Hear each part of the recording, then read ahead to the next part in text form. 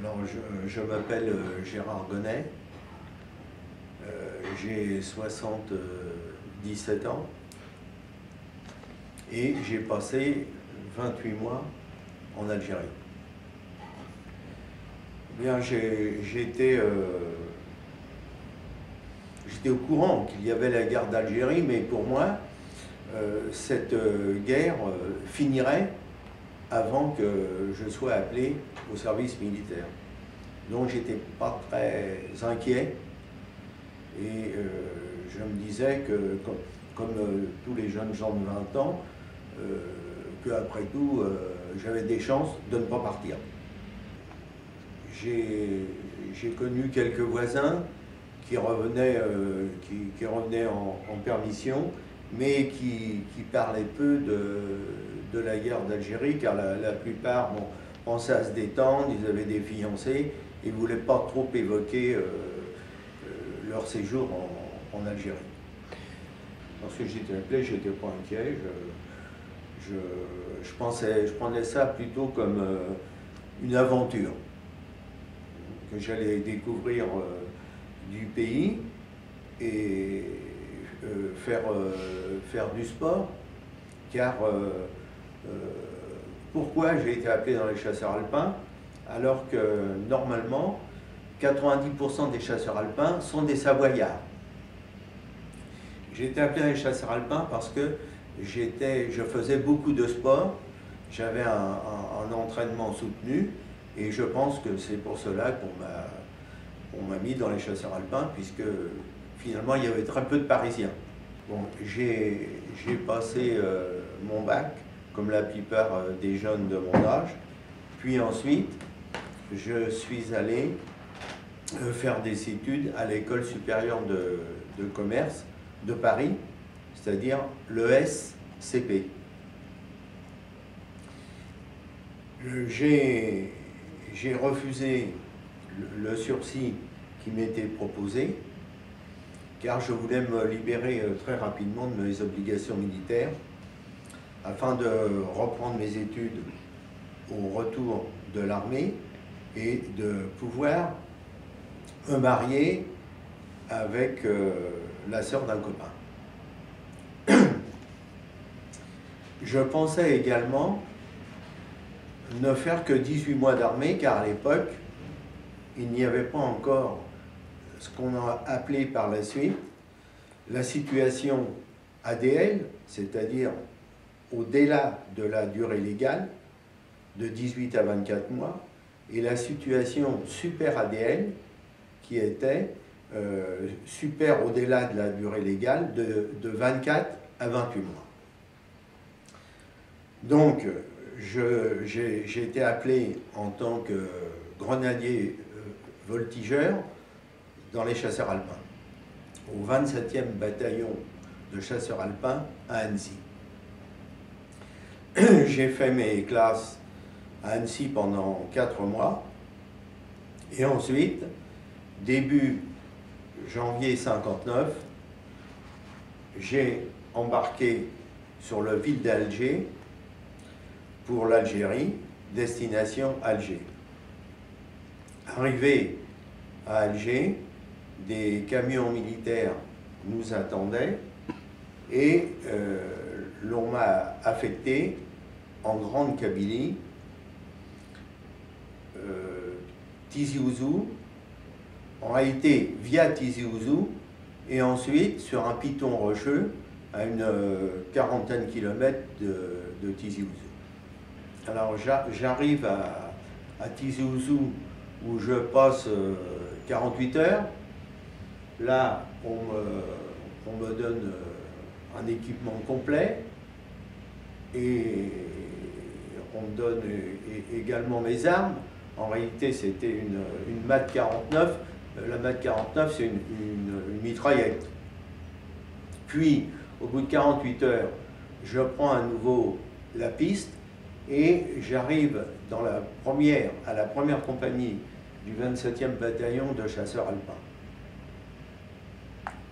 Là, dès mon arrivée, en réalité, la première compagnie était un village de tentes. Enfin, de tentes, je veux dire, ça peut porter à... C'était un village où il n'y avait pas de bâtiment, mais uniquement des tentes. Et là, on m'a indiqué un lit de camp qui serait mon HOME, pour une certaine période. Cette première compagnie du 27e bataillon de chasseurs alpins donc, était un village de tentes entouré de murets et de postes de garde. Dès la première nuit, j'ai monté la garde, et ensuite, lorsque je n'étais pas en opération de nuit, nous montions la garde tous les jours. Alors notre vie était bien entendu très sommaire.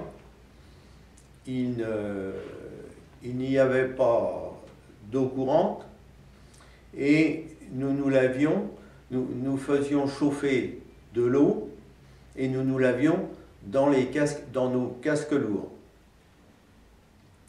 La nourriture était souvent infecte, puisqu'elle arrivait par conteneur. Il y avait des petits vers dans la viande, et nous buvions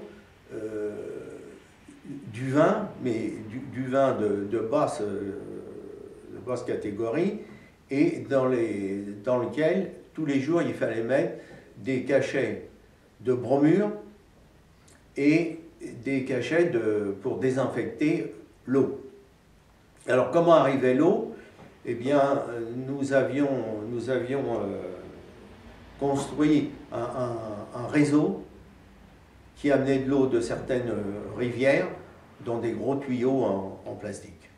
Voilà, ça c'était la vie du 27e bataillon de chasseurs alpins, première compagnie.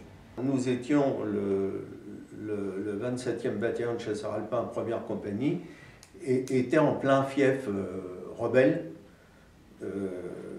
dans des zones qui étaient interdites aux villageois. Car comment dirais-je, pour aller dans ces zones, il fallait un laissez-passer de l'armée française. Tout homme trouvé dans ces zones interdites sans laissez-passer était arrêté et envoyé dans des geôles à Tizi Ouzou ou à Alger afin d'être interrogé. C'était un coin excessivement dangereux, puisque, comme je l'ai signalé tout à l'heure, le poste était entouré de murets, et au-delà des murets, il y avait plusieurs rangées de fils barbelés. Et en général, nous étions une centaine d'hommes, et il y avait 5 miradors, donc 5 personnes de nuit et de jour de garde. En plus, sur le mirador le plus haut était postée une mitrailleuse 12-7 qui nous permettait de tirer à 3 ou 4 km. Donc voilà. Et les autres compagnies du 27e bataillon de chasseurs alpins étaient également en Grande Kabylie.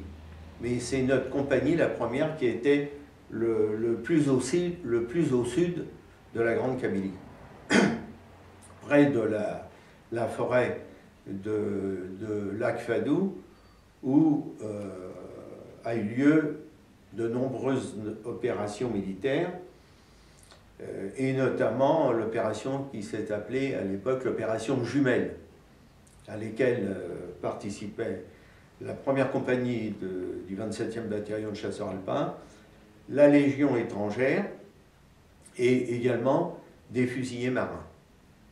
Voilà. Donc nous étions constamment en opération, de nuit et de jour.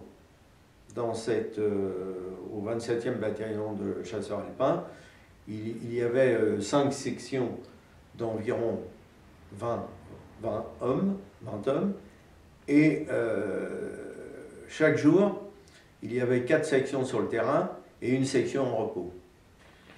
Alors la première fois où je suis parti en patrouille, j'ai été nommé ce qu'on appelle éclaireur de pointe.